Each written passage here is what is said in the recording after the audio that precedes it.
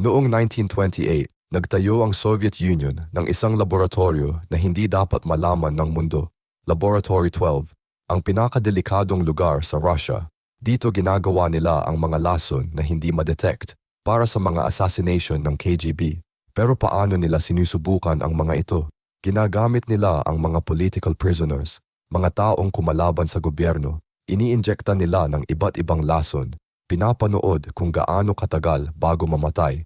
Ginawa nila ang lipstick gun na pumapatay sa isang halik. Cigarette case na naglalabas ng poison dart. Noong 2006, si Alexander Litvinenko, dating Russian spy, namatay sa London. Polonium-210 sa kanyang tsaa. Si Georgy Markov naman, Bulgarian journalist, tinusok ng payong na may ricin pellet. Namatay din. Akala ng mundo tapos na ang Laboratory 12 noong bumagsak ang Soviet Union. Pero mga dating scientists doon nagsasabi na patuloy pa rin gumagana ang laboratorio. Hanggang ngayon daw ginagamit pa rin ito ng Russian intelligence. Mga kalaban ng Russia sa buong mundo patuloy na namamatay sa mga mysterious na paraan. Coincidence lang ba ito?